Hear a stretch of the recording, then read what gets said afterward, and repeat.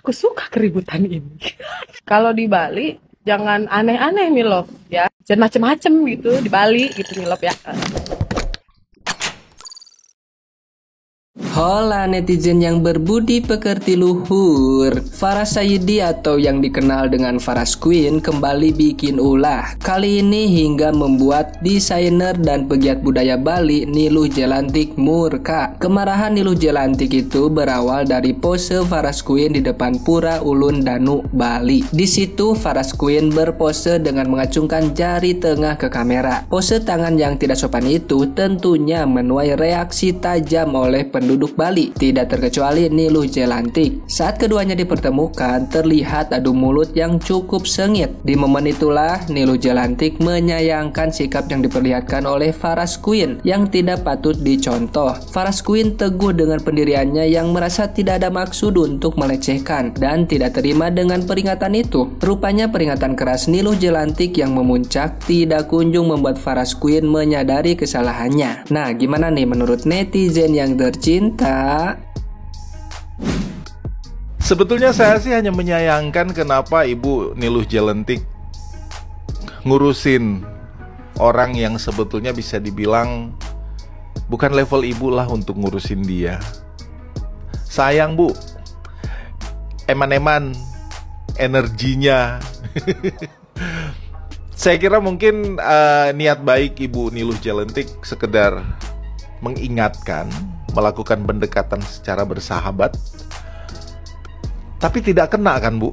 Karena memang otaknya nggak sama gitu loh. Nggak bisa dibandingin. Jadi lebih baik Ibu serahkan saja ke proses hukum, baik hukum secara negara ataupun hukum adat yang berlaku di Bali. Karena dia ternyata salah satu orang yang mungkin tidak mengerti dan tidak mengenal yang namanya pendidikan sejak dini. Kalau kita ingat, kita di sekolah diajarkan juga ada beberapa pepatah. Salah satunya adalah di mana kaki berpijak, di situ langit dijunjung. Di mana kaki dipijak, di situ langit dijunjung. Mudah-mudahan saya nggak salah. Yang saya tahu dan saya ingat, itu mengajarkan kita bahwa kita harusnya menghormati tempat dimanapun kita ada. Kita harus mengetahui aturan-aturan yang ada di tempat-tempat yang akan kita kunjungi. Dan kita hormati, dan kita jalankan, kita kunjungi dengan antusias dan dengan hormat, dengan baik, supaya tidak bermasalah. Kita mungkin tidak bermasalah dengan yang di atas, mungkin hanya bermasalah dengan lingkungan sekitar. Tetapi lingkungan sekitar memiliki pemahaman yang memang mungkin berbeda. Tapi perbedaan ini dia sudah disahkan oleh negara kita bahwa perbedaan ini ada dan harus bisa kita hormati. Ya, Niluh Jelantik, proud of you, senang bisa mengomentari ini sebenarnya. Ine, nggak tahu lah, no comment. Sehat-sehat semuanya ya. Jadi biarkan mereka itu diproses secara hukum, karena mereka bukan level kita untuk dibahas.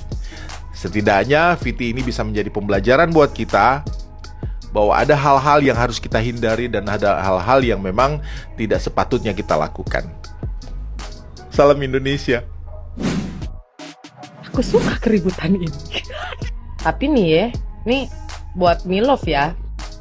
Ini saran aja Milov ya. Ini mohon maaf banget nih. Kalau di Bali jangan aneh-aneh Milov ya.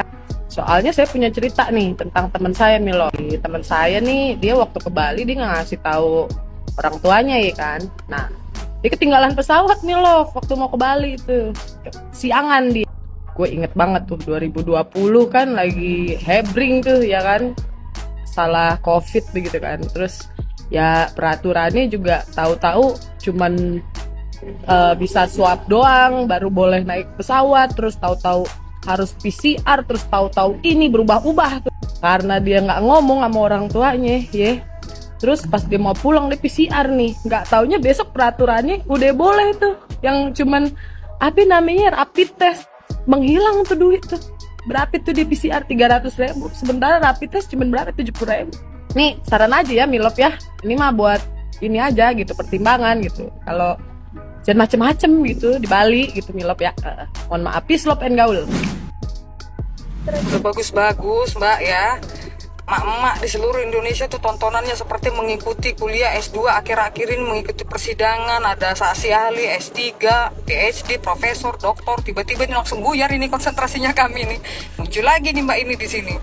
Tapi yang mbak bilang itu memang benar, tidak aja ditulis di ajaran Alkitab manapun dilarang melakukan pose ketika berfoto di depan rumah ibadah. Memang nggak ada mbak.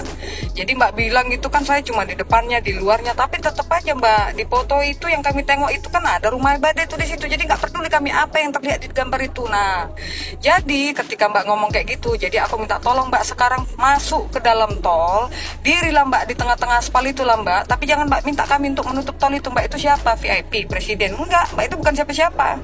Jadi nggak bisa kami tutup tol itu. Di situlah mbak foto berdiri, ajak suami mbak lakukan pose seperti itu. Atau mbak kerel kereta api ya, pas lagi lewat kereta api itu kan tar. Atau kalau susah kali mbak nyari kereta api, atau susah kali mbak nyari tol, ada panas, rebuslah tangan mbak itu di situ pas lagi mendidih-didih, menggelembung-gelembung, ajak suami mbak, masukkanlah jari daddy fingernya mbak itu, masukkan ke situ. Kan nggak ada juga itu ditulis itu di Alkitab itu dilarang melakukan tindakan seperti itu, pose seperti itu. Nggak ada itu dilarang. Lakukan itu mbak, jangan pilih-pilih kasih. Duta, mbak tahu arti duta itu apa? Utusan ya, yang mengutus itu biasanya pemerintah. Nah mbak bilang kan duta pariwisata Lombok, siapa yang mengutus mbak? Ini informasi salah kayak gini ya, ini mbak ini bisa dikena hoa gini, mencemarkan nama baik instansi. Jadi mbak ini kalau aku nilai di sini ada tiga hal ini yang mbak langgar ini. Satu, merusak generasi bangsa. Mbak itu mengeluarkan kata-kata FUCK finger. FUCK itu kan mbak jauh dari kata-kata kudus. Rumah ibadah itu kan suci, kudus. Nah mbak lakukan pose seperti itu, melakukan tindakan berdosa. Nah ini kan menistakan ini, merusak generasi bangsa. Karena mbak followernya banyak. Andai kan mbak minta maaf, udah baik-baik temennya mbak mempertemukan dengan Bu Nilu, minta maaf aja ya. Nggak mau mbak minta maaf. Di mana letak kebenarannya itu nggak ada. Terus mbak dengan gembleng mengatakan bahwa duta pariwisata Lombok, ini nih harus dicari tahu ini. Kalau sampai ini mbak ngaku-ngaku kayak gini, wah sudah rusak itu. Apa pemerintah Lombok ini terima nggak ini kayak gini? Siapa yang ngangkat dia jadi duta? Siapa yang mengutus mbak itu siapa? Aku penasaran. Jadi intinya di sini adalah jari tengah dan penempatannya di foto di mana gitu. Intinya jari tengah itu kan jelek ya guys. Intinya itu dulu. Jari tengah itu udah konotasinya sudah jelek, apalagi di foto di tempat yang seperti itu, sakral gitu. Otomatis kita diingatkan dengan hal-hal yang baik. Masih diingatkan loh, diingatkan. Jadi bukan mendoktrin bahwa kamu orang jahat ya, bahwa begini, enggak. Makanya bu, kalau emosi belajar mendengarkan dulu, baru bisa mencerna maksud orang ini ngapain. Dia itu nggak mendoktrin kamu, dia cuma mengingatkan hal yang baik loh. Kalau kamu jari tengahmu kamu foto di sini itu jelek, itu aja lo kok pakai emosi sih, kan bisa diomongin dengan baik-baik. Aku sampai heran loh, kenapa ya akhir-akhir ini gitu banyak aku menemui beberapa orang yang emosinya tuh tinggi dengan hal-hal yang menurutku tidak terlalu marah-marah, harus dibawa marah-marah, harus dibawa emosi dan lain sebagainya. Bisa nggak sih bicarakan dengan baik-baik, bilang oh ya bu maaf atau bagaimana gitu. Tapi ya kita nggak tahu juga sih guys, tingkat pemahaman seseorang akan sesuatu yang menurut kita baik belum tentu menurut dia baik, menurut kita jelek belum tentu menurut dia jelek. Bagi dia itu sudah biasa, aku udah biasa melakukan ini kok. Tapi alangkah baiknya juga belajar mendengarkan juga bahwa tidak selamanya yang kita pikir baik itu juga baik bagi orang lain. Itu aja intinya, saling toleransi, saling mendengarkan, tidak emosi. Aku dengernya juga ngeri kali gitu. Ya alangkah bijaknya kita ya kaum para netizen atau TikTok gitu ya. Dari sini kita banyak belajar deh guys. Dari ini kita belajar aja, karena kita nggak usah ikut-ikut kasus mereka lah ya. Dari sini kita banyak belajar bahwa emosi yang tidak terkontrol itu sangat-sangat menyusahkan dan membuat sesuatu yang seharusnya kita pemahamannya A, kita jadi A, B, C, D, E gitu. Jadi merambet kemana-mana. Emosi itu membuat kita jadi tidak bisa berpikir panjang, tidak bisa membuat kita lebih smart. Gitu aja. Jadi, jangan cepat marah ya. Semangat. Dia berdalih kalau misalnya dia tuh nggak ada maksud yang jelek, ini cuman kayak gaya andalan dia aja.